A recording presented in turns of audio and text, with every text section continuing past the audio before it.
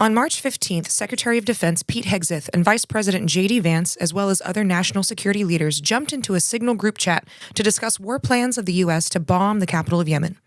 In an utterly shocking breach of national security and a display of incompetence that can only be found in the massively unqualified, they added Atlantic editor Jeff Goldberg into this group chat, who said nothing until the news of the bombing was released.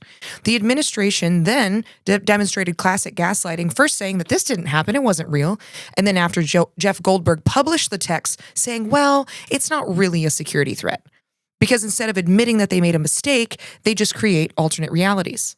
The same exact folks screaming to the Himalayas about Hillary's emails are now doing Olympic-level gymnastics to bend the truth as to why this fuck-up isn't a big deal. It's shocking, and it's not shocking all at once. With good reason, the vast majority of Americans do not trust the government. The United States has done a masterful job of recreating our history, doing wildly shameful and often evil things in the background while conveniently erasing it from history. Trump signed an executive order that said, restoring truth and sanity to the American history. Now allow me to translate that in white Christian nationalist fundamentalist speak. It means that the Pilgrims were kind and generous. We never hurt or abused natives. Slavery wasn't really that bad. Jim Crow wasn't real. Civil rights wasn't totally necessary. And I mean, Dr. Martin Luther King had affairs. Feminism destroyed America, and women need to stop overreacting and participate in the free labor we demand from them and stop acting like they should be treated equally. Also, white men are the handsomest, most awesome, and most perfect because God and the Bible said so. It's really an executive order to recreate and erase history that is uncomfortable. But when did America stop making progress? What set us on this trajectory in the first place? Between 1948 and 1973, America had the most successful economy the world had ever seen, as in all of human history. And it's been going backwards since 1973. Since that year, quality of life has decreased, illness has increased, cost of living has increased without comparable increase in wages, and in the last year, life expectancy has now also started to decrease. At the end of Eisenhower's presidency, 85% of Americans trusted the government to do the right thing most of the time. As of last year, 22% nationally had that trust. And the biggest catastrophic drop-off in that trust revolves around a single person, Richard Tricky Dick Nixon. Today, we're going to use some unwhitewashed history to discuss the life and career of Richard Nixon, the Vietnam War, and their role in pushing America backwards, the slide into conspiracy theories and lack of trust, and of course, how racism plays a foundational role. All of this is critical to what is happening now and why the fallout, or the lack thereof, is non-existent compared to the Watergate scandal. All of this and more on today's episode of Flipping Tables.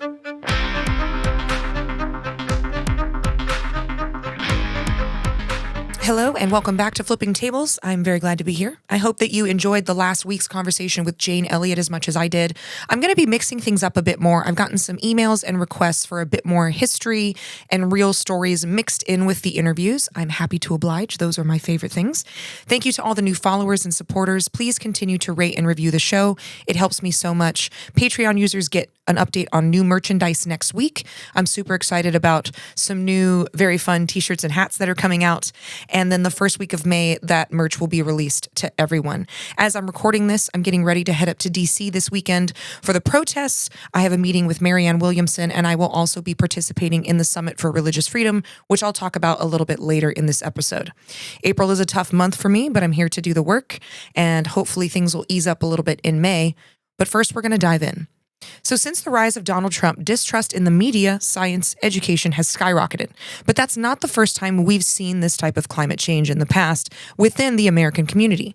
But it's important to understand the foundation of movements and changes that led to Nixon and the Watergate scandal in the first place, and why we have continued to go backwards since 1973. In 1932, the United States faced a critical question. How do we survive the Great Depression? It had never happened before. Conservatives of the time believed that capitalism in its purest form was perfect and it needed no altering. Don't touch it. Leave it alone. In fact, they believed that the hand that was running the economy was the hand of God. And this was before the platforms would switch. So conservatives would have been the Democrats and the more liberal party would have been the Republicans. They believed that capitalism was perfect while proof that it was not was standing right in front of them. The liberals at the time believed that intervention in the economy, kind of messing it around and massaging it a little bit, would stimulate the economy and was good for the economy. But both parties supported capitalism wholeheartedly. Then in 1932, the economy tanks. There's no end in sight. In fact, it's getting worse. This actually was unironically at the end of what is referenced as the Gilded Age that's getting nodded to by many MAGA talking heads. America's going back to the Gilded Age. Well, at the end of the Gilded Age was the Great Depression, so maybe we shouldn't do that. President Roosevelt was able to convince liberals to act immediately, not because of the suffering of the people, though that was part of it. They didn't know if the intervention would help correct it. They knew it would help ease suffering. But FDR was able to inspire intervention by saying, if we don't act now, America is going to have a socialist revolution. And both liberals and conservatives were totally dedicated to the institution of capitalism. Prior to the 1930s, the Communist Party, as well as social interest, had been gaining a following in the United States. And the U.S. was headed towards socialism with the advent of the Great Depression.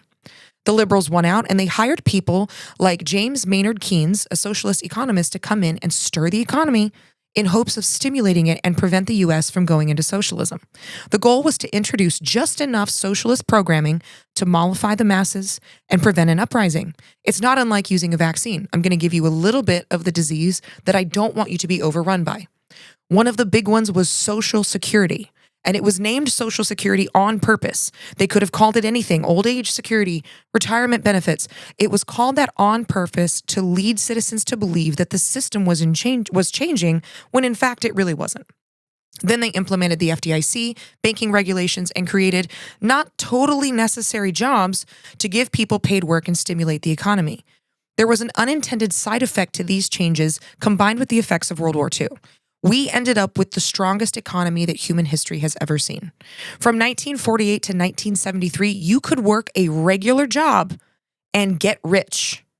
That was the norm. That was never possible before or after this time frame. You could work a job and support a family. You could work a job and buy a house. Prior to this economy, the only way to get wealthy was to be born into it, marry into it, or some kind of lottery or groundbreaking invention. They invented a place called Bell Labs where they would hire people to come in, brainstorm problems, and then if you felt like it, brainstorm solutions to the problems. Come into a think tank of how do we make the world better? How do we solve problems? That was a paid job. So why did we stop? We were killing it. Because due to this massive economic surplus, by the way, the wealthy at this time paid an average tax rate of 50.6% if you include deductions. They were paying their share. So that was also part of stimulating the economy. But due to this surplus in the economy, people who were considered outsiders or other decided they also wanted to benefit and they wanted civil rights. They wanted equality in this booming economy. Always comes down to racism in a way, doesn't it? It's power and money. And this revolutionary moment caused actual change, especially for African Americans. We didn't become perfect, obviously. We're still a fully racist nation with segregation, and it's fully on display, especially right now. But the Civil Rights Act was real change. The Voting Rights Act was real change, and it was transformative steps towards equality. The Civil Rights Act of 1964 upset a lot of white Americans, and this is where the party shifted. Remember that prior to this, the conservatives were the Democrats, and here we see the shift. The Republican Party candidate of the presidential race in 1964 was a man named Barry Goldwater, who ran on the promise of, if you elect me, I will destroy the Civil Rights Act that had been signed into law by his opponent who was running for re-election, Lyndon B. Johnson. LBJ won in one of the largest landslide victories in presidential election history, but Goldwater, simply on the promise that I will remove the Civil Rights Act, won 5 states. His home state of Arizona, Louisiana, Mississippi, Alabama, Georgia, and South Carolina. 6 states. States that were fanatically Democratic voted for this Republican because they so deeply wanted the Civil Rights Act to disappear. 4 years later, in 1968, Nixon was running versus Humphrey, and there was also a Dixiecrat candidate named George Carla Wallace, who was the governor of Alabama. He makes a huge impact on this election by also getting 5 states: Louisiana, Mississippi, Alabama, Georgia, and Arkansas. Now, the difference between a Democrat and a Dixiecrat was that the Dixiecrat wasn't going to label himself a Republican. Most of the southern states were still very loyal to the Democratic Party, but he was also going to oppose the Civil Rights Act that Democrat Lyndon B. Johnson had signed into law. Loyal Democrats voted for Nixon. He lost several states to this Dixiecrat, and it allowed for Nixon to win by the smallest of margins over Humphrey. And this is really when the Deep South turned Republican, the Democrats became the Liberal Party, and Third Party really started to make waves in determining close elections. Despite the party platform switch we see here, Republicans were, and for all of their history, have been the party of the ultra-wealthy. The Republican Party originated in the Union, which was where all the factories were, all the industrialists. They have always been the party of big money, and that's also been a major part of the shift. The Republicans have always stood for, how do we keep the rich rich? How do we make policies to keep money in their pockets and give more money to them? And the racist southern states knew that even though Nixon was a Republican and those states had been Democratic for decades, they knew he would pursue conservative policies for the wealthy, and they wanted the advancement of civil rights to stop, even if it cost them as poor white Southerners prosperity. They were so committed to cutting black people out that even if as poor whites, they would be hurt by these policies, and they were and still are. They still wanted those policies. In their narrow minds, it was, if this black family has $10, that means that my family doesn't have it. Not that there was more than enough for everyone, which the economy had proven. There was enough for everyone to thrive. There was enough for everyone to go to school, for everyone to have a home, to everyone to raise a family if they wanted to. And Nixon successfully ended the liberal economic boom. And since 1973, the standard of living, cost of living, has gone backwards, and now life expectancy has too. Every measure of a booming economy is going backwards. In 1973, the top 1% of the U.S. took away 8% of the economy. Now, they walk away with 40% of the economy. What we are seeing on a grand scale with Trump is a direct result of that narrow margin win of Nixon over Humphrey. It's exacerbated by Ronald Reagan, and now entering critical mass with Trump. So let's talk about the man who stopped the greatest economic boom in world history. Richard Nixon, the 37th President of the United States, was born on January 9th, 1913, in a modest home in Yorba Linda, California. His beginnings were humble, framed by hardship, religion, and an ethos for perseverance and hard work. The second of 5 sons born to Francis Anthony Nixon and Hannah Milhouse Nixon, Richard grew up under a stern moral guidance of his devout Quaker mother and the practical, often severe discipline of his father. Nixon's early life was shaped profoundly by the socioeconomic conditions of the time. They operated a small grocery store and a gas station, making a solid living, but his early years were formed by financial hardship before entering the Great Depression. The formative experiences instilled in Nixon a strong sense of duty, frugality, and resilience. His mother, Hannah, played an especially formative role in his moral and emotional development. She was deeply religious and often impressed upon Richard the values of hard work, honesty, and sacrifice. Nixon would later say about her, she was a saint. She never raised her voice, she never punished us, but we lived in fear of her disapproval. Despite the family's economic struggles in his early life, Nixon excelled academically. He was an avid reader with an early interest in law and history. He attended Fullerton High School and later transferred to Whittier High School. Nixon's high school years were marked by a quiet intensity and a persistent underdog spirit. He always felt like he was fighting from the bottom. Denied entry into the elite student society, the Franklins, at Whittier College due to his humble background, Nixon responded by founding a rival group called the Orthogonians, which is, I feel like he could have gone with a catchier name there, but it's fine. Composed of students who worked hard and didn't come from privilege. This episode foreshadowed one of the central themes of his career, his identification with the forgotten American, the hardworking citizen, the middle class, against the elite. And he once said, "I have never pretended to be anything but what I am, a middle-class man from a small town." After graduating from Whittier College in 1934, Nixon attended Duke University School of Law on a scholarship. His time at Duke further underscored his resilience and his ambition. He graduated near the top of his class and returned to Whittier to practice law. However, his early legal career lacked fulfillment, and by 1942, Nixon found a new sense of purpose by joining the Navy during World War II. Though he never saw combat, Nixon served the Pacific Theater and rose to the rank of lieutenant commander. His military service added to his credentials and broadened his understanding of leadership and international affairs. Nixon's entry into politics came in 1946, in the aftermath of World War II. Encouraged by a group of California Republicans looking to challenge incumbent Democrat Jerry Voorhees in California's 12th congressional district, Nixon ran a savvy and aggressive campaign. He used innovative radio spots and direct mail campaigns that emphasized anti-communism. This is the beginning of the Cold War. We're also going to get into Joseph McCarthy soon. So using this anti-communist rhetoric was extremely powerful. Nixon portrayed to Voorhees as sympathetic to leftist organizations, and Nixon's message was clear. America needed to be vigilant in the early days of the Cold War, and that the danger communism poses is not just abroad, but in our own backyard. Calling someone a commie as a way to undermine them politically is a very old tactic that dates back to the 1940s. This campaign marked the beginning of Nixon's reputation as a fierce political tactician. He won the election and quickly made a name for himself in Congress as a staunch anti-communist. He became a member of the House Un-American Activities Committee, where he played a pivotal role in the investigation of Alger Hiss, a former State Department official accused of being a Soviet spy. Nixon's dodged pursuit of Hiss earned him national recognition. Though controversial, the case established Nixon's image as a champion of American security and a determined adversary of communism. "I do not intend to stand by and watch treason develop in this country," Nixon declared during the investigation. In 1950, Nixon ran for the U.S. Senate against Helen Douglas. The campaign was brutal and it was very personal.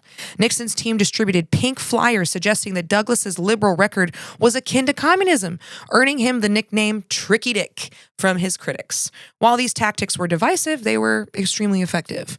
Also, like extra points on the pink paper against a woman. Yeah.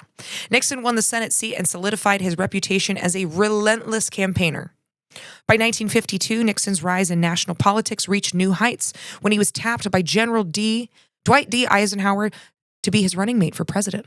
Though Nixon's career was early derailed that year by accusations of financial impropriety regarding political expenses. These accusations continued to gain steam as it was believed that he misappropriated campaign funds for personal gain. He claimed that his funds were campaign expenses only, and that so that those expenses would not be charged to the taxpayer. Stealing campaign funds to use them for things you're not supposed to sounds familiar. The heat gets so hot that Eisenhower is contacting lawyers about how to take Nixon off the ticket. But PR and campaign managers recommended that Nixon deliver a televised address to defend himself. He delivered this televised address and said that high donors did not get special treatment, that he was trying to save taxpayers' money, and he talked about his middle-class upbringing and his assets. He laid out, to his credit, all of his financial assets. Then he went for U.S. heartstrings, and this is the reason that this is called the Checkers speech. It became one of his most memorable political moments prior to Watergate. "One other thing," he said, "I probably should tell you because if we don't, they'll probably be saying this about me too. We did get something, a gift after the election. A man down in Texas heard Pat on the radio mention the fact that our two youngsters would like to have a dog. And believe it or not, the day before we left on this campaign trip, we got a message from Union Station in Baltimore saying they had a package for us. We get down to get it, and you know what it was? It was a little Cocker Spaniel in a crate. They sent it all the way from Texas. Black and white spotted, and our little girl, Trisha, the 6-year-old, named it Checkers. And you know, the kids, like all kids, love that dog. And I just wanted to say this right now, that regardless of what they say about it, we're going to keep it." This worked, and it was a huge hit. People were celebrating, but Eisenhower wasn't convinced. He called for a meeting. In a fury, Nixon types up his resignation from the ticket, hands it to the aide to telegram it, and the aide takes it and throws it in the trash and says, "No, I'm not sending that." And this is one of those little moments in history that changed everything. If that aide had sent that telegram, resigning from the presidential ticket as vice president, Nixon would never have become president. But that aide was like, he's a little mad. Let's wait it out. Let's see what happens. Throws it in the trash. After serving as vice president under Dwight D. Eisenhower from 1953 to 1961, Nixon grew in popularity, posing as this strong, bulldog, anti-communist. He even had his motorcade attacked by a communist group in Argentina, which made him even more popular. In the wake of the Cold War, the McCarthy trials, this was a popular stance, especially for conservatives. He was so popular, he seemed to be a shoo-in for president until a particularly charismatic and very sexy candidate entered the race. War hero and political sex symbol JFK announces his candidacy, and Nixon is immediately upset. He promptly begins to attack JFK's perceived weakness, which is that he's a Roman Catholic. And particularly Southern Baptists do not like Roman Catholics. JFK, however, combats this by selecting the gruff and burly Protestant Texan Lyndon B. Johnson to be his running mate. I really hate how much, I'm just going to sidebar here, how much religion plays into every election versus the fact, is this person qualified and do they have the ethical morals to do the job?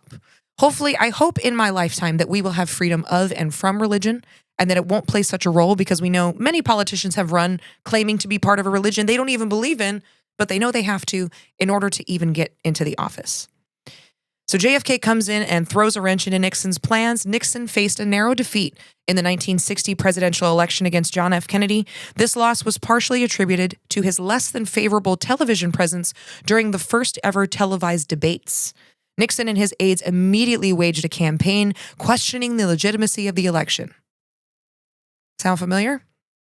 Seriously, if you want to know how Trump works, look at Nixon and Hitler. I shit you not. It's a play-by-play. They challenged JFK's victory in 11 states, and a lot of people brought into this, even though there was no evidence that there had been election fraud. There were recounts.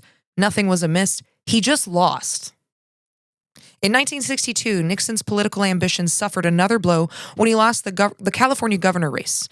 These consecutive defeats led many to believe that his political career was over, and however, he never stopped campaigning. He would work with other Republican candidates. He kept his name front and center, and in 1968, he was nominated for the Republican presidential candidate. He's back, baby. Back. In part of his speech selecting the nomination, he said, "Tonight, it is time," you know what, I'm going to do the voice. "And tonight, it's time for some honest talk about the problem of order in the United States. Let us always respect, as I do, our courts and those who serve on them. But let us also recognize that some of our courts, in their decisions, have gone too far in weakening the peace forces and against the criminal forces in this country. We must act to restore the balance. Let those who have the responsibility to enforce laws and our judges have the responsibility to interpret them be dedicated to the great principle of civil rights." Change tactics there. "But let them also recognize that the first civil right of every American is to be free from domestic violence, and that right must be guaranteed in this country." Threatening a crime wave. "And if we are going to restore order and respect for law in this country, there is one place we're going to begin. We're going to have a new Attorney General in the United States of America. I pledge to you that our new Attorney General will be directed by the President of the United States to launch a war against organized crime in this country. I pledge to you that the new Attorney General of the United States will be an active belligerent against the loan sharks and numbers racketeers that rob the urban poor in our cities. I pledge to you that the new Attorney General will open a new front against the filth peddlers and the narcotics peddlers who are corrupting the lives of children in this country. The war on drugs. Because of this, my friends, let this message come through clear what I say tonight. Time is running out for the merchants of crime and corruption in American society. The wave of crime is not going to be the wave of the future in the United States of America. We will reestablish freedom from fear in America so that America can take the lead in reestablishing freedom from fear in the world. And to those that say the law and order is a code word for racism, I'm just going to let that sit, that he said it, not me. Here's my reply. Our goal is justice for every American. If we are to have respect for law in America, we must have laws that deserve respect. Just as we cannot have progress without order, we cannot have order without progress. And so we commit to order tonight. Let us commit to progress. And this brings me to the clearest choice among the great issues in this campaign. For the past 5 years, we have been deluged by government programs for the unemployed, programs for cities, programs for the poor, and we have reaped from these programs an ugly harvest of frustration, violence, failure from across the land. And now our opponents will be offering more of the same. More billions for government jobs, government housing, government welfare. And I say it is time to quit pouring billions of dollars into programs that have failed in the United States. To put it bluntly, we are on the wrong road, and it is time to take a new road to progress. Enter the first Republican public declaration to attack social services because Black people had started to get welfare. Not because those systems didn't work, not because Medicare and Medicaid did not work, but because Black people now had access to them because prior to the Civil Rights Act, only white people were able to benefit and profit from those systems. We also hear our first introduction to the war on drugs, which would become exacerbated in Ronald Reagan's administration. The political climate was tumultuous, with widespread civil unrest, obviously during the Vietnam War, newly signed Civil Rights Act and Voting Rights Act, and the assassinations of MLK and Robert F. Kennedy, as well as John F. K's assassination. Nixon positioned himself as this candidate of stability in a time that is notoriously tumultuous. And he appealed to what he termed the silent majority of Americans who sought a return to traditional values and lawfulness. Again, do you feel like I'm reading something from the 1960s or from 2020 to now? Also, there was a sleight of hand to disenfranchise the poor, the people of color, and the immigrant. This all shifted. So now all of the red states are staunchly Republican. It was no longer popular to attack the Civil Rights Act directly or to attack desegregation, but that didn't mean it wasn't the goal. It very much was. It was about how do we cut off programs that allow access to these groups that now have these rights. This is also the time frame where the abortion issue started to become a conservative issue because they had lost the civil rights battle to keep people, especially schools, segregated. And that's why it's so important to read the title, not just the title of a policy that gets proposed, but also pay attention to the outcome. I mentioned earlier in the episode the executive order to restore truth and sanity to American history. Within that executive order, when you read it, there's a part that says celebrate women's achievements in the American Women's History Museum and to not recognize men as women. Obviously, that last line is a trans attack. But here's the thing. They say celebrate women's achievements. Okay, well, that's what you say. That's great. That's wonderful. But what has this administration done? They have fired every single military leader who was a woman who did a great job, many of whom served for over 4 decades. Not for cause, but because they were women who emphasize diversity in their hiring. They've removed the DEI programs that protect women getting into school, women keeping their jobs. And they've also erased all the notable women off of things like the Arlington Cemetery website. Okay, so you can say you're going to celebrate women achievements all you want. Clearly, that's not your intention. So in Nixon's speech, he's talking about equality, law, and order, while he's going to attack programs that only recently allowed for people of color to qualify. So it's not about what is the title of your speech or what is it that you say. What is the result of the impact of what you do? A key component of Nixon's strategy was called the Southern Strategy. It was designed to gain support from Southern white voters who were disenchanted with the Democratic Party because of the Democratic Party's advancement of civil rights. By emphasizing themes of states' rights, nodding back to the Civil War, and things like law and order, think, as we've heard it recently, immigrant crime wave, which wasn't real, but people thought it was. It's the same playbook. It's the same thing over and over. Nixon aimed to attract these voters without overtly opposing civil rights. It was a tactic viewed by many as subtle, and it appealed to the racial tensions, which were very strong in the 60s. This strategy wasn't all. Tricky Dick was willing to play dirty while calling for law and order. No shock there. Politics. By this time, the Vietnam War is massively unpopular, and Lyndon B. Johnson has just opened the door for a ceasefire and planned peace talks in Paris with South Vietnamese leader Nguyen Van Thu. Suddenly, Van Thu refuses to join. The sudden change made Johnson believe that Nixon was behind it. This became known as the Anna Chennault affair. Anna Chennault was a socialite with ties to Nixon and direct connections to top leadership in Vietnam. Johnson was able to get a bombing cessation that would have dramatically swung the election in Democratic favor if these peace talks had gone well. On October 29th of 1968, a member of Nixon's campaign alerted an outside economist that Nixon was attempting to convince Van Thu, that Vietnamese leader, to hold off on peace talks until after the election. Reagan did the same thing against Jimmy Carter with the hostage peace talks, convincing Afghanistan to hold off on the release until after he was elected. And this actually lost Jimmy Carter the election, and this really played a role in Nixon's election as well. This news travels to Johnson, who orders the FBI to investigate this. They were able to establish a record back-channel communications between Chennault and Nixon's manager. Johnson called it treason, but did not release the news to the public, fearing it would shame and create distrust in the office of the president.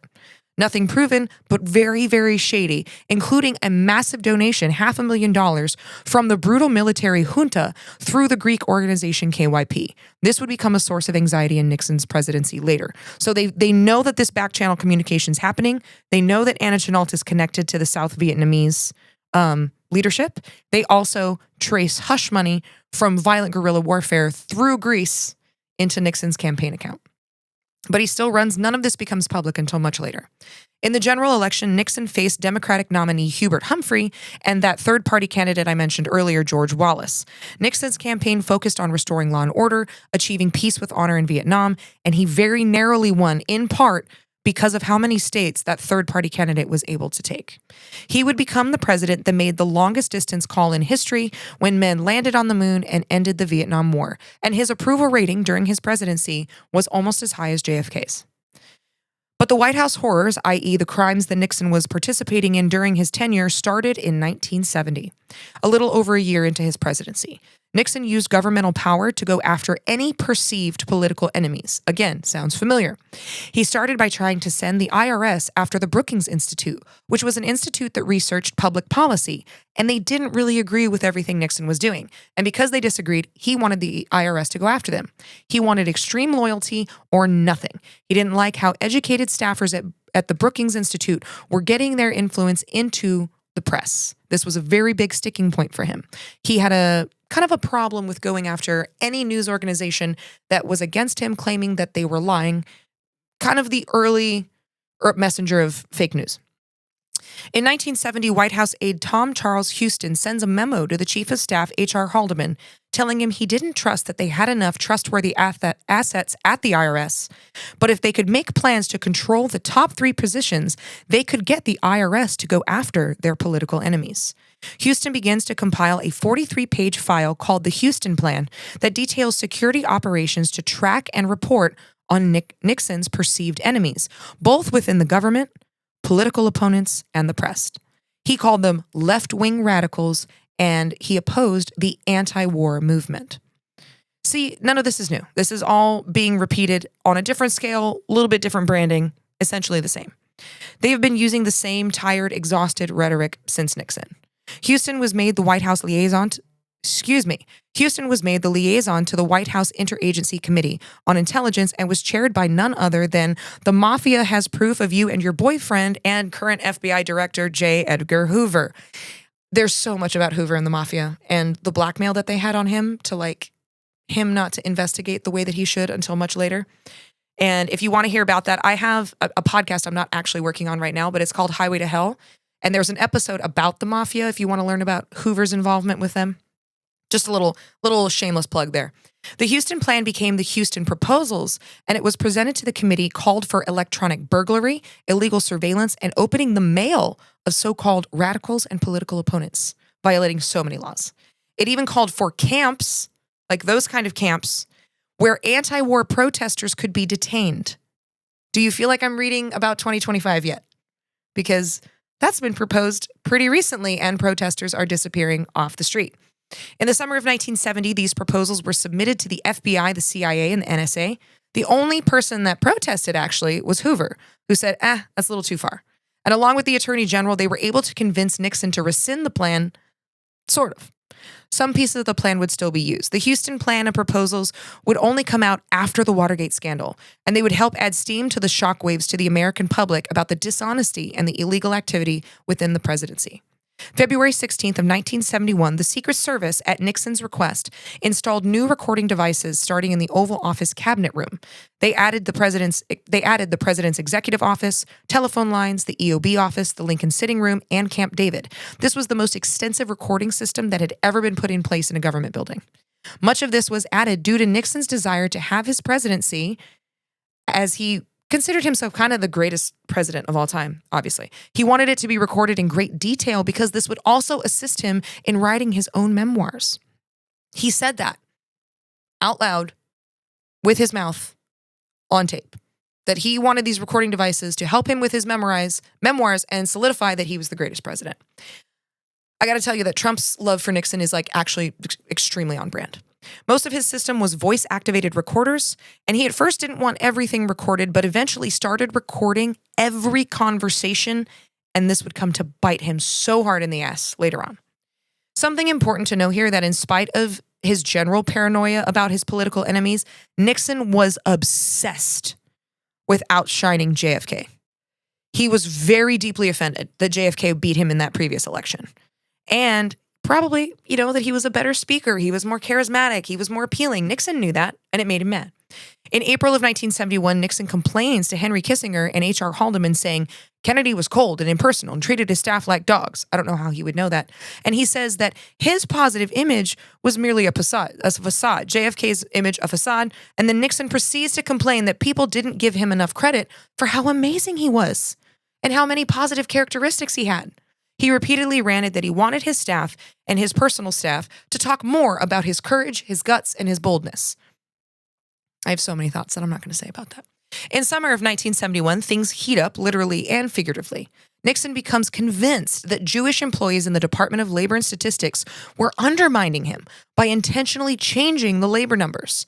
He and his cronies compile a list of 13 employees with Jewish-sounding surnames and their political affiliations and send that list to Nixon. It would later be called the Jew Counting Memo. Every single employee on that memo were demoted, sent to different branches of the government, different agencies, and this would not come out until 1988. And before I get into the Pentagon Papers and what would eventually lead to the Watergate scandal, I'm going to take a break for my first official sponsor on this podcast, the Summit for Religious Freedom. What if I told you that protecting religious freedom isn't just about religion? It's about democracy, equality, and the rights we all hold dear, like LGBT rights, reproductive rights, and supporting our public school system. Protecting the separation of church and state is, in fact, protecting every foundation of our democracy. If you follow me, you know that I'm an ex-Christian nationalist, an ex-fundamentalist, and I'm very passionate about the fact that you cannot have freedom of religion until you have freedom from religion.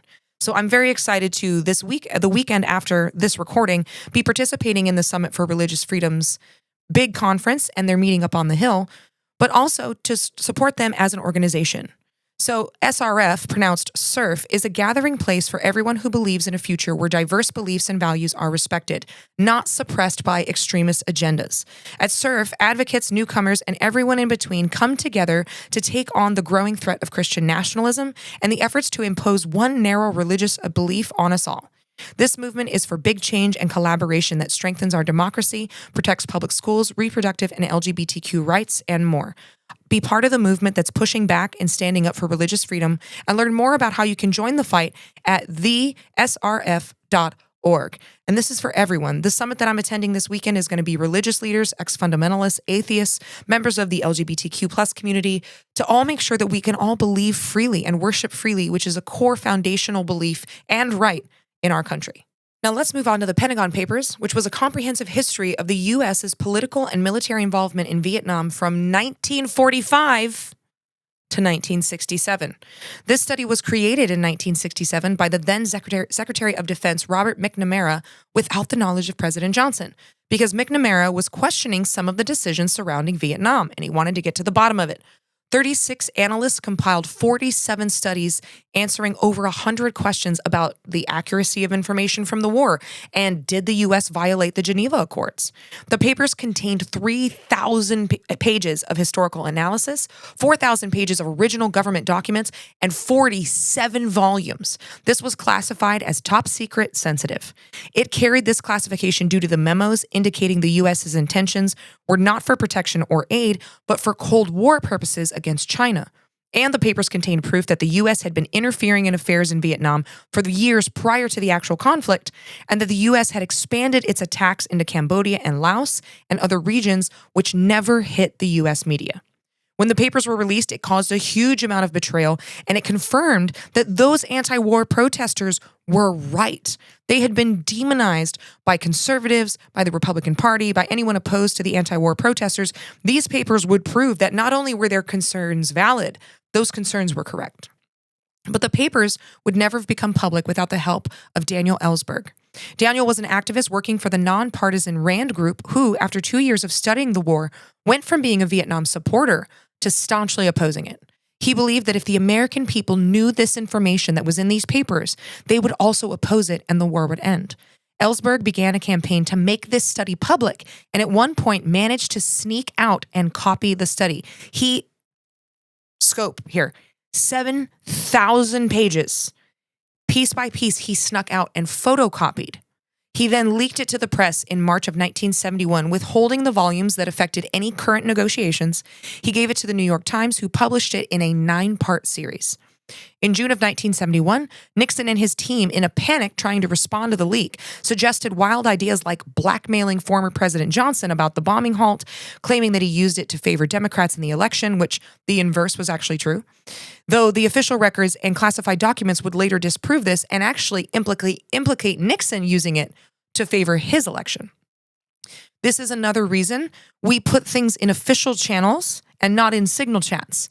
Because then when there's leaks or there's controversies, we can verify who said and did what because it's through official channels.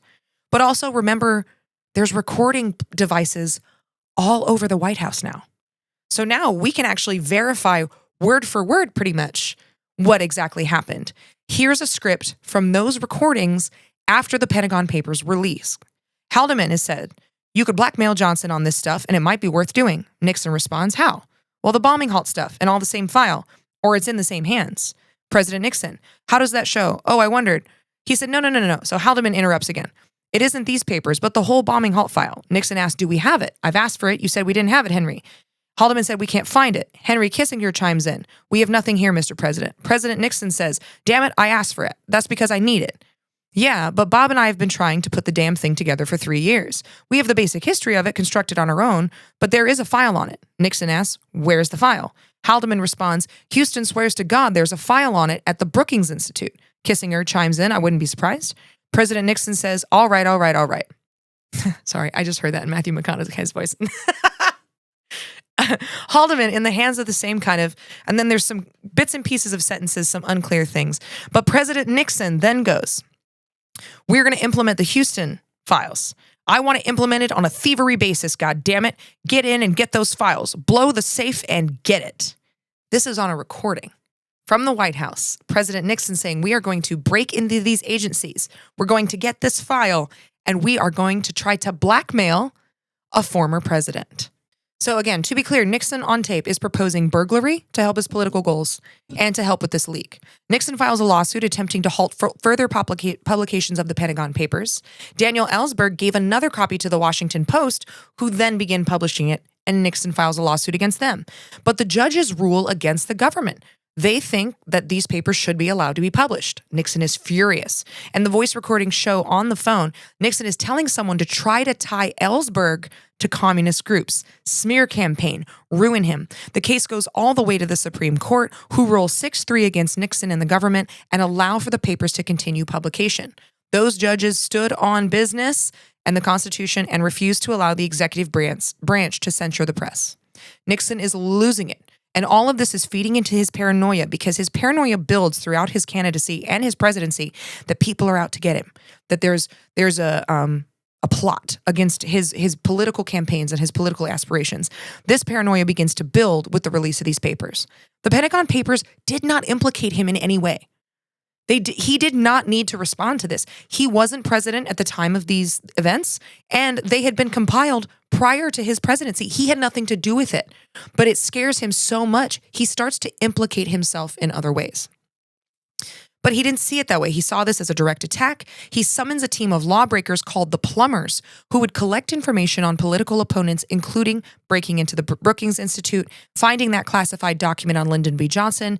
He also needs to find someone to run this team of what would in modern times, the plumbers would be hackers that you're sending into classified information or like giving them access to information they shouldn't have. So the plumbers are the equivalent of our hackers. So he says in a recording to Haldeman about finding a leader to lead these plumbers, he said, "It's not about what we're doing. Now you see what we need? I need somebody. I need a worker, just to give you the personality type. Whitaker will work his butt off and do it honorably. I really need a son of a bitch like Houston who will work his butt off and do it dishonorably. Do you see what I mean? Who will know what he's doing and I want to know too. And I'll direct him myself. I'll pitch it. I know how to play this game." Again, so these recordings were played in front of Senate after the Watergate scandal. On tape, talking to the manager of his staff saying, "I want someone who will come commit crimes for me and I will direct them myself." During this conversation, Nixon is beating the desk for emphasis, insisting they get the Brookings break-in done, and though that never actually happens. And when it doesn't, Nixon turns his sight onto his new enemy, Daniel Ellsberg, the activist who leaked the documents in the first place. So again, all of this is starting because Ellsberg releases the Pentagon Papers that have nothing to do with Nixon. But Nixon is so paranoid that it's a personal attack on him and his presidency. He first attempts to break into an institute and steal from them so that he can blackmail a former president. And when that break-in doesn't work, he decides he's now going to come after the activist who released the papers in the first place. Formal memos between members of the plumbers, including CIA operative Howard Hunt, expressed that they needed to use Ellsberg to bolster their political opposition and see if they could loop in opponents into Ellsberg's takedown. So now the plan is we're going to smear campaign, ruin Ellsberg, see if we can take some Democratic opponents against us with him. They suggest promoting that he was part of a deep state plot to take down the U.S. government and that they needed to prove that the Democrats were part of a pedophile ring in the basement of a pizza place that doesn't have a basement. Kidding. That was Pizzagate, if you remember. The former memo, called the neutralization of Daniel Ellsberg, reads as follows. I am proposing a skeletal operation plan aimed at building a file on Ellsberg that will contain all available overt, covert, and derogatory information. This basic tool is essentially in determining how to destroy his public image and credibility. Items. Obtain all covert press materials on Ellsberg and continue in collection. 2. Request CIA to perform a covert psychological assessment evaluation of Ellsberg. 3. Interview Ellsberg's first wife. 4. Interview Ellsberg's Saigon contacts, the restaurant owner Nikolai, and his mistress, whom Ellsberg coveted. Request CIA, FBI, and CIC for their full holdings on Ellsberg.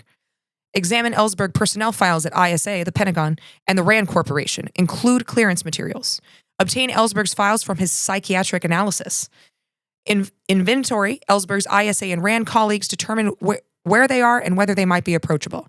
I realize that as a practical matter, not all of the foregoing items can be accomplished. Even so, they represent what we desire to obtain. That's a formal memo from a CIA operative working as a plumber for Nixon to other members of the plumbers. September 3rd, 1971, the plumbers break into the LA office of Dr. Lewis Fielding, who is Ellsberg's psychiatrist. Nobody gets caught in this break-in. This wouldn't become revealed until Watergate. Howard Hunt then forges and gives to a reporter 2 top-secret U.S. Department cables that claim Kennedy personally ordered the assassination of South Vietnam President Ngo Dinh Diem and his brother. Hunt, this is the CIA operative working on the plumbers team, would later admit in Watergate that he did intentionally forge these documents, intentionally release them, and did it to estrange Catholics from the Democratic Party. So much going on here. And they're like, listen, if we're going to take anybody down, we're going to make sure that it benefits us politically. So they break into this office. Meanwhile, this same CIA operative who's breaking into this psychiatrist's office is also trying to make sure that Roman Catholics won't vote for Democrats. Then they switch targets. CBS News reporter Daniel Shore was invited to the White House in the August of 1971 to discuss an unfavorable review that he had given to a presidential speech. Because obviously, Nixon gives the best speeches of any president ever, and it's fake news if you don't think that. And it's not insane at all to be mad at a reporter and invite him to your house to berate and intimidate him for not liking your speech. Not weird at all. Again, kind of sounds familiar. It's all fake news if I don't like it. When the press finds out, the White House aides fabricate and release to the press that Shore is being considered for an appointment. No, we like him. We didn't bring him over to bully and scare him. We want to appoint him to a job that doesn't exist. Nixon, on tape, personally approved this lie. Dictators and bad leaders will always go after the press. Always. So whenever someone is either controlling the press, discrediting the press, or just doesn't allow any bad press to be made, that is either a dictatorship or it is a very bad leader. Next on the chopping block was journalist Jack Anderson. In December of 1971, Anderson published documents revealing the president was secretly arming Pakistan, despite the White House claiming that they would remain neutral in the conflict between Pakistan and India. Again, the U.S. has been doing this forever. We're always backhand arming somebody. But in this case, Nixon was arming Pakistan, even though he had publicly said he was not going to do so. According to recorded conversation, Nixon and his aides became convinced that Anderson was being aided by a Mormon conspiracy inside the government. So we've got the Jewish conspiracy. Now we've got the Mormon conspiracy. Obviously, the Democrats are being sneaky, and we have to make sure that the Roman Catholics don't vote for the Democrats. It's a lot. It's a lot. And it keeps getting more outlandish as time goes on. It's like this whole, he truly believes that he's being plotted against by every group, and he literally invented a Mormon Illuminati that were helping a journalist. Anderson then releases a memo tying $400,000 of political contributions to the RNC to Nixon Justice Department's decision to drop an antitrust investigation against an ITT communications conglomerate. Weird. This check, $400,000 in political contributions, just so happens to come from the same organization that the Nixon Justice Department dropped a case against after they got the check. Interesting. sounds so familiar. It's uncanny. They had some crazy ideas to shut Anderson down and even contemplated murdering him. This is on tape from the White House, how they were going to murder him and get away with it. One of the aides even suggested somehow wiping poison on his wrist, like KGB shit.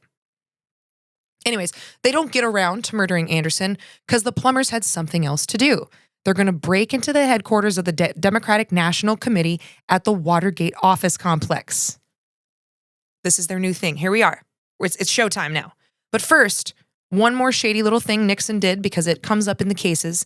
It's called CREEP. It's the Committee to Re-elect the President. So their sole purpose was to investigate, collect sabotage against his political campaigns, against the Democrats, and to make sure Nixon gets elected. That's their job. They are also integrally tied with the plumbers, his team of people doing illegal shit, and some are in both groups. At this time in 1972, campaigns were not required to report the names of individual donors. So those names and amounts became this great big secret. And big corporations were illegally donating to campaigns. They could not legally do that, but because you didn't have to report it, you didn't know. Now, why would big businesses want a certain man to be president? Could it be that they'll get tax deductions and they will get more money while the working class pay more? Interesting. This list was kept by Nixon's secretary, Rosemary Woods, who would later become known. This list would later become known as Rosemary's Baby, which is a hilarious nod to the classic horror film. But here's the thing. CREEP didn't just accept donations. They demanded them. This shit is crazy. Because before researching this to actually write the podcast, I didn't know this bit. I knew about CREEP. I did not know that they had pickup men, literal gangsters, that would travel the country telling individuals and corporations, hey, listen, Nixon's going to win. You better get on board now or you're going to pay for it later, like with an audit from the IRS. Full-scale mafia. He literally had gangsters going around the country forcing people to pay funds or be audited the next time he was elected. In May of 1972, CREEP tried to break into the Watergate Hotel. This was the first attempt to steal top secret documents. They attempted to tap phone lines, but were unsuccessful. And even to date, nobody is really sure why they decided to do this. Nothing sensitive was kept in this office complex from the Democratic National Committee, but they were convinced it was. So the first attempt happens May of 1972. And it honestly seems like a fishing expedition. It doesn't seem like they were looking for something in particular as much as let's find anything to take our opponent down. It's a very classic show of projection because Nixon's administration was doing so much shady shit. They were paranoid that everyone else was doing shady shit. And so they had to kind of find what they were doing. According to later tapes, the only motive, again, seems to be hoping to find something. They wanted to find financial misconduct and this plot that the Democrats had supposedly built to trip up the Republican campaign. G. Gordon Liddy, who was the highest-ranking administration member charged in the Watergate scandal as a plumber, was the key planner of the break-in and was told to photograph everything.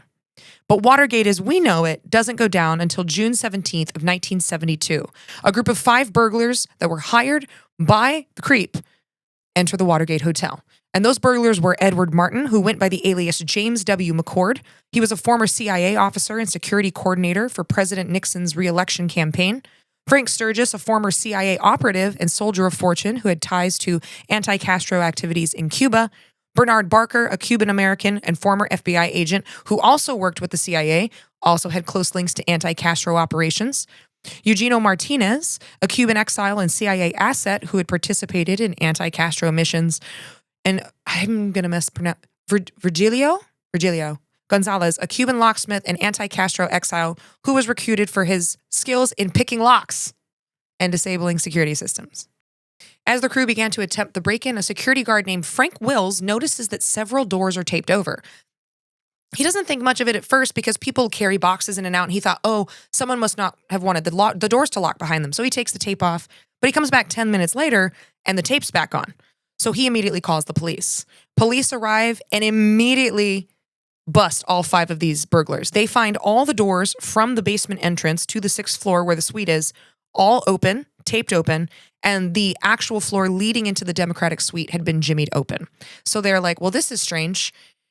They find immediately all the burglars give up, they surrender themselves, and the police are looking around and realize all of these burglars they're older, they're wearing suits, they have a lot of weird equipment with them, like recording equipment, walkie-talkies, tons of rolls of film, tear gas pens, lock picks, $2,300 in cash in sequential serial numbers. The irony of this break-in is that no sensitive information was kept here, and the only people that brought large amounts of cash were the robbers. Interesting twist. And the police, the Democratic Committee, and even the burglars didn't really know why they were there. The burglars, many of whom were anti-Castro involved in some way, thought that they were trying to find information connecting the Democratic Party to Fidel Castro. But nobody had told them that. They just assumed because of their backgrounds, that's why they had been hired. Nobody who was there knew why they were there. Metro police officers scour the Democratic suite under Acting Chief Charles Wright. FBI and Secret Service are called in. The Attorney General gets warrants to search the hotel rooms that the burglars had rented to access the building, 214 and 314. So it's important here, the Watergate is a hotel, and there's also a portion of it that's a rented kind of office complex. They found more burglary tools in the rooms, another $4,200 in the same serial number sequence, and bugging equipment, which was very illegal. And I mean, very illegal. They also find out that this is the third incident since that first incident in May where a lock was attempted to be picked, and some of the same burglars had been staying in the hotel that same night. The night after the break-in, Liddy lets his boss, I love that his last name is Liddy. I could just riff on, I'm not going to, but it's hilarious to me. Liddy lets his bosses at Creep know his men were arrested, and the Nixon White House freaks out. Attorney General John Mitchell immediately issues a press statement saying that Creep, the campaign, and the administration had nothing to do with it.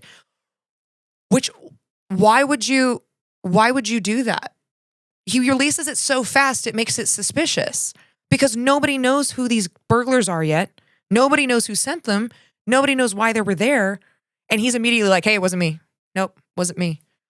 Very suspicious. And while Nixon is working on the cover-up, the White House horrors are starting to be discovered. So people are starting to find out about the crimes that Nixon has been committing this entire time. In June of 1972, the Washington Post reports that one of the burglars, Edward Martin, whose alias is James McCord, was a GOP security aide. So now they've got a link to a political party. The FBI had also found a check to one of the burglars that was written by Nixon's Midwest finance chairman. Now they have a connection to the presidency. 5 weeks later, the Washington Post would publish this, and in order to keep the FBI at bay, to stop them from investigating, the administration, again, on record in these recordings, talk about telling the FBI that this is a CIA operation, you're going to uncover some shit we can't have you disrupting, back off. But the FBI director, Patrick Gray, gets uncomfortable with that explanation and continues to investigate. Then the Nixon administration offers $100,000 in exchange for the burglars to plead guilty and not give any information. Mafia. This is mafia, organized crime, hitman stuff. They ended up paying $154,000, and all the burglars except Liddy and McCord plead guilty, and that kind of seems to be the end of it. It seems like, they were just, maybe working for somebody personally. They don't have any other ties. And the news kind of gets disenchanted with it. They stopped paying attention to it. It was such a preposterously lame attempt to commit a crime. They didn't spend a lot of time on it. Two reporters from the Washington Post, however, thought it was a big deal, and they thought there was more to it. Carl Bernstein and Bob Woodward kept tracking the scandal down. In October of 1972, they released evidence of financials connecting Nixon's Attorney General, John Mitchell, to a secret fund of widespread intelligence operations that was paying for illegal surveillance and sabotage against Democratic presidential contenders. This is blueprint at this point. And don't get me wrong, I think that every political party has, they're doing some investigating. They want to find some dirt. But this was next level, an entire slush fund dedicated to sabotaging political opponents. The information came from an important informant named Deep Throat. Again, more jokes I could make, but I have to say this. I think it's hilarious that the informant on the Dick Nixon episode is called Deep Throat. It's too much for me. It's great. I'm glad that history gives us some comic relief. And we don't find out who Deep Throat is until 30 years later. I'm gonna stop. I'm going to go off on something else in a minute. So Deep Throat, from the summer of 1972, would feed these reporters information about Nixon and his administrator's crimes. This guy had the good shit. This was later revealed to be FBI Associate Director Mark Felt, who confirmed leads with the reporters and guided their reporting by not giving them any direct evidence. He famously told them, follow the money. That's how they found the checks. That's how they found the slush fund.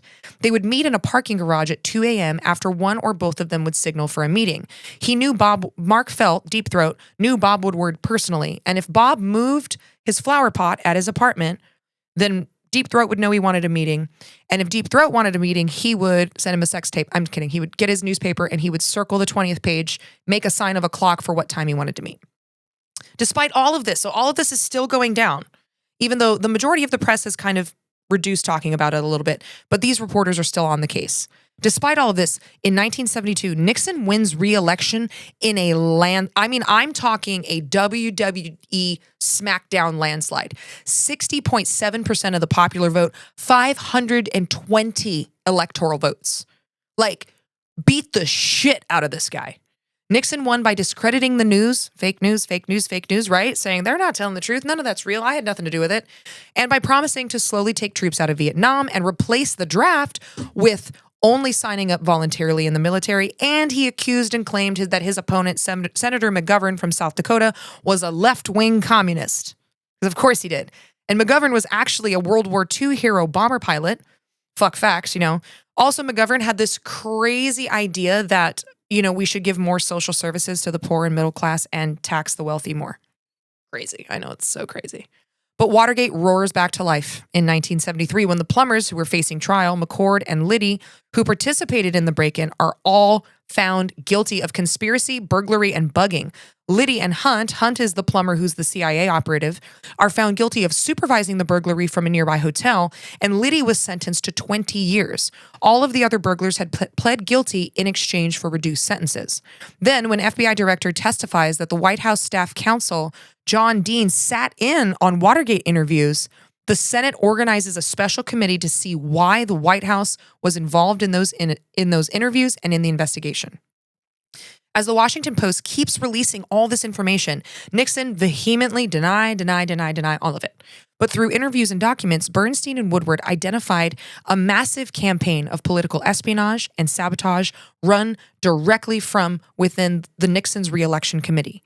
They found that White House Chief of Staff H.R. Haldeman was controlling secret funds for this illegal activity, separate from the slush fund controlled by the Attorney General. Then in 1973, the same White House counsel, John Dean, begins political espionage and sabotage against Democratic presidential contenders again. Like they just keep doing it. They're under investigation. They're trying to ward off all these accusations, but they keep doing it. White House recordings record staff talking about the cover-up and how to use presidential privilege and the Fifth Amendment to stonewall the Senate committee. Again, this is all on recordings. They also try to keep up with Hunt's demands for hush money. So Hunt's taken a fall, the CIA operator. He's like, okay, I'll go to jail. I'm not going to report you, but you're going to pay me and my family. But then McCord, one of the other burglars who did plead guilty, who was convicted, decides he's done being the fall guy. He decides to talk. He writes to Judge Sirica and saying that the witnesses were coerced, they perjured themselves on the stand, and that people way higher than Liddy were involved. And it all comes crashing down. Nixon tries to save it. April 30th, 1973, he acknowledges the blame, but not the responsibility of the scandal by not monitoring his employees more closely. He announces the resignation of Ehrlichman and Haldeman, his top advisors. In May and June, the Senate holds televised Watergate trials, and all the truth come out of all the White House horrors. That White House counsel, John Dean, decides to throw them all under the bus. Mitchell, the Attorney General, Ehrlichman, Haldeman, all of them. He writes an expose telling everything, who was involved, who contributes, and he reveals to the Senate the presence of these recording devices. The Senate demands the tapes, and Nixon refuses to comply, citing executive privileges. He refuses to comply with subpoenas, and the lawsuit against him fails. The president tries to operate above the law. He tries to fire the federal investigators who were investigating him.